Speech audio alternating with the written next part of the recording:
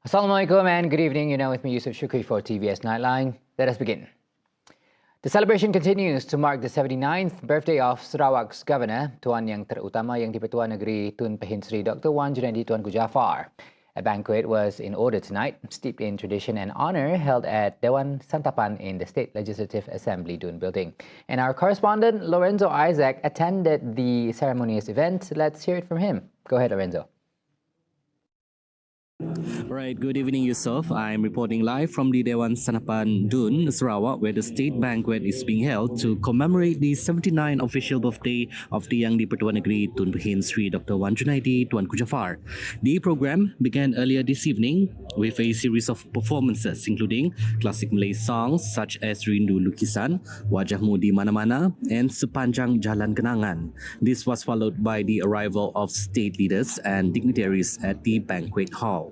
At about 8 o'clock, the head of state arrived accompanied by his wife, Toh Puan Dato' Paninggi Fauzia Muhammad Sanusi, alongside Premier Dato' Paninggi Tan Sri Abang Johari Tun Openg and their family members. After the singing of Ibu Pertiwiku, guests were treated to a welcoming Zapin dance performance, followed by an opening prayer recited by the state Grand Imam, Dato' Haji Mustafa Kamal bin Haji Ahmad Fauzi. The highlight of the evening came with the cutting of the official birthday cake, accompanied by the songs Alhamdulillah and Allah Selamatkan Kamu, marking a symbolic moment of celebration. A special video presentation on the head of state was then screened, followed by a series of musical performances by local artists including Hijrah Yahya, Mal Imran Jali, and Bob Yusof. The night will conclude with a finale performance and a fireworks display outside the Dun foyer. Also in attendance are Deputy Prime Minister Dato' Sri Fadilah Yusof, the three Deputy Premiers, Dato' Amar Douglas Ukambas, Dato' Amar Awang Tengah Ali Hassan, and Dato' Amar Dr. Sim Kui Hian, together with Tourism, Creative Industry and Performing Arts Minister Dato' Sri Abdul Karim Rahman Hamzah, who chairs tonight's celebration, as well as State Secretary Dato' Amar Muhammad Abu Bakar Marzuki and other distinguished guests. The celebration here is formal, joyous, and reflective of Sarawak's unity and tradition. Events are expected to continue until late evening with the fireworks finale. Lorenzo Isaac reporting live from the Dun Sarawak Banquet Hall. Back to you, Yusuf.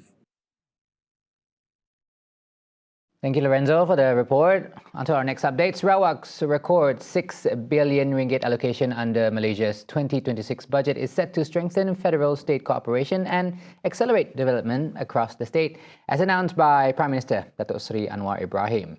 Our Premier, Dato' Paninggi Tan Sri Abang Johari Tun Openg, expressed gratitude to the Madani government for the increased funding, noting significant allocation from 2.9 billion ringgit in 2022.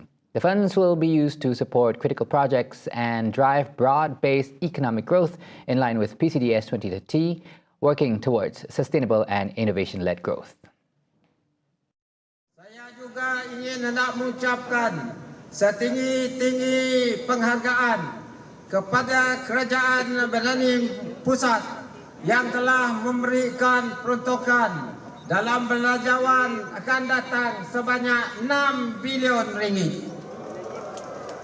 Sudah tentu ini dapat merapatkan lagi perhubungan antara kerajaan Madani Persekutuan dan kerajaan Sarawak. Yang lebih penting memantapkan lagi halal wujud pembangunan ekonomi negara lebih-lebih lagi kepada negeri Sarawak. He said this at the parade and grand assembly held in conjunction with the 79th birthday celebration of the head of state, Tuan Yang Terutama Yang di-Pertua Tun Pehin Sri Dr. Wan Junaidi Tuanku Jaafar at Padang Merdeka today, referring to Budget 2026 tabled by the federal government. During Budget 2026 presentation on Friday, Anwar said the allocation was inspired by the MA63, reflecting the Madani government's commitment to drive development in Sabah and Sarawak. Meanwhile, Sarawak's revenue growth to 14.2 billion ringgit last year reflects the state government's effective fiscal and economic management. Premier Abang Johari said the state has moved forward with a clear direction since Gabungan Parti Sarawak GPS took over the administration. He reiterated that Sarawak will continue to pursue inclusive development and sound fiscal governance to ensure long-term growth and stability for the state. Hasil wilayah Sarawak meningkat lebih 2 kali ganda daripada 6 bilion ringgit kepada 14.2 bilion ringgit pada tahun lepas. Sekaligus mencerminkan keberkesanan pengurusan fiskal dan ekonomi Sarawak. Pada masa yang sama, bajet tahunan Sarawak berjumlah 15.8 bilion ringgit pada tahun ini, merupakan yang terbesar dalam sejarah kita. Peningkatan hasil dan bajet ini membuktikan bahawa ekonomi Sarawak berada pada landasan kukuh serta keupayaan membiayai lebih banyak program pembangunan di seluruh Sarawak. Dengan kerjasama semua pihak, insya-Allah momentum pertumbuhan ini akan terus dikekalkan. Abang Johari asserted that Sarawak's standing as a successful economy was further strengthened through international recognition. He noted that since 2022, the World Bank had recognized Sarawak as a high-income state. Now, the Prime Minister Datuk Seri Anwar Ibrahim confirms that Timor-Leste will be officially accepted as a full ASEAN member on October 26. According to him, Malaysia, through the Ministry of Foreign Affairs, has worked tirelessly to ensure the full participation of the youngest Southeast Asian country in the regional bloc. Dari awal kita mendukung, tapi baru-baru ini kita telah berusaha keras untuk memastikan Timor-Leste diterima sebagai anggota tetap ASEAN, dan alhamdulillah dengan kerjasama Kementerian Luar pada 26 Oktober ini secara rasmi Timor-Leste akan menjadi anggota tetap ASEAN.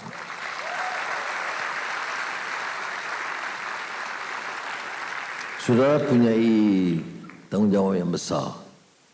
Bukan jadi sini, tapi untuk bantu bangunkan negara masing-masing. In the joint statement of the 58th ASEAN Foreign Ministers meeting on July 9th, the ministers expressed their commitment to support Timor-Leste in expediting its participation in key ASEAN economic agreements to facilitate full integration into the regional bloc. The 47th ASEAN Summit is scheduled to take place from October 26 to 28 in Kuala Lumpur, with the attendance of influential world leaders including US President Donald Trump, Chinese President Xi Jinping, as well as heads of government from ASEAN countries and dialogue partners.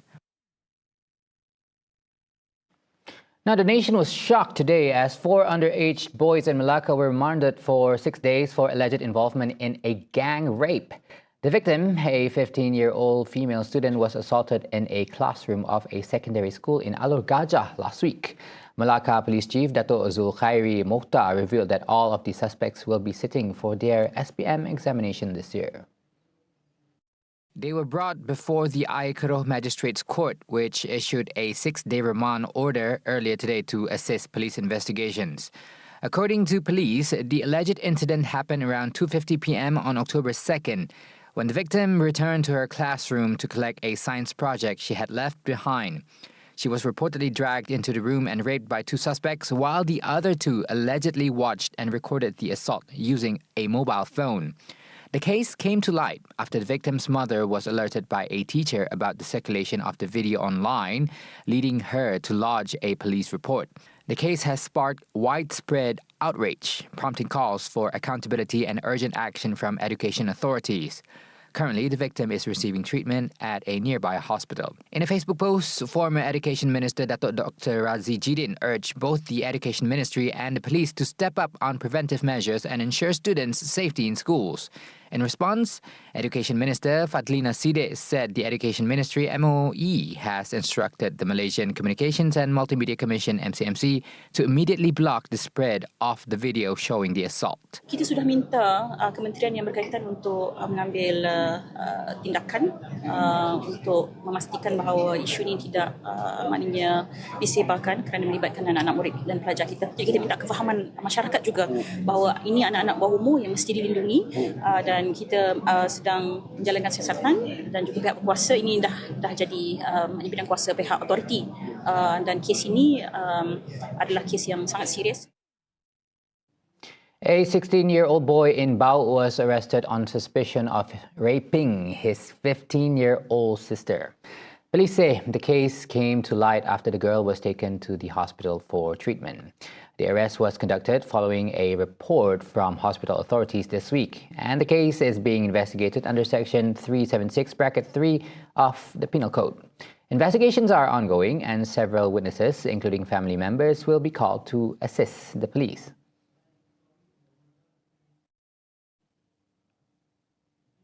Meanwhile, police have arrested 4 men for drug-related offences during Optapis Khas conducted across the SARAWAK district.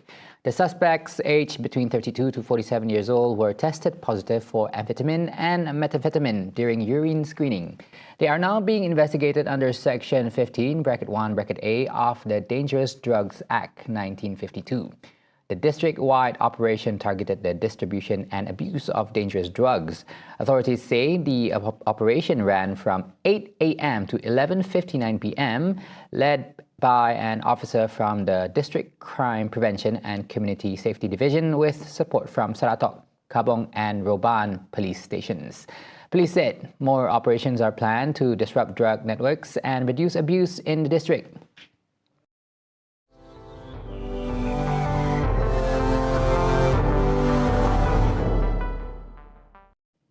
Today marks the second day of ceasefire truce in Palestine. Though some areas are still under attack by the Zionist regime, tens of thousands are returning to devastate the towns and cities in northern Gaza.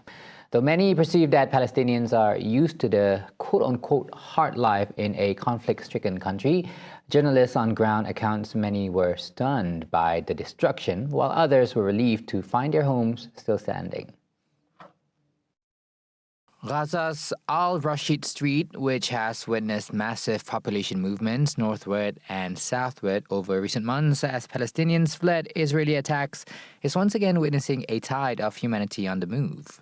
Now with the ceasefire in effect and Israeli forces withdrawn from the Netzarim corridor that previously divided the road, tens of thousands of Palestinians are journeying north, hoping this time to return permanently.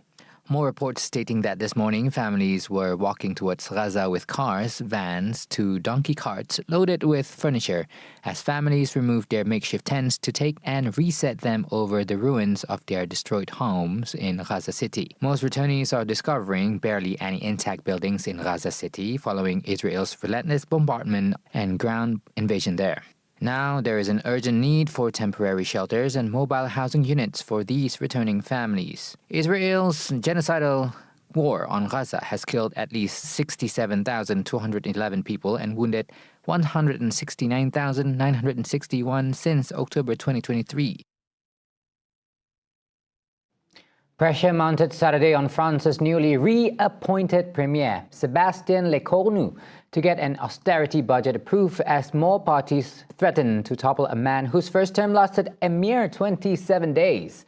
President Emmanuel Macron reinstated Lecornu late Friday, just 4 days after Lecornu's resignation and the collapse of his just-announced government. The reappointment provoked outrage across the political spectrum and pledges to vote it down at the first chance. Écoutez, ça nous fait beaucoup rire, nous qui sommes belges, qui avons été longtemps critiqués par mes amis français sur la difficulté de mettre un gouvernement en place. Je vois que la chance a tourné et que c'est votre tour maintenant.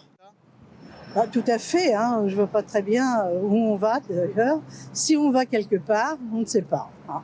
C'est le grand chaos, et il faut l'accepter, c'est comme ça. Hein. C'est notre président qui commande, il commande et puis il fait le bazar, ça l'amuse, tant mieux. Mais de toute façon, on ne tient pas du tout compte de la vie des Français. Les Français, c'est accessoire pour un politique. Voilà, il sert à aller aux urnes et encore, il fait peur quand il va aux urnes. And that's all the time we have for tonight's TVS Nightline. Once again, I'm Yusuf Shukri. Thank you for watching and good night.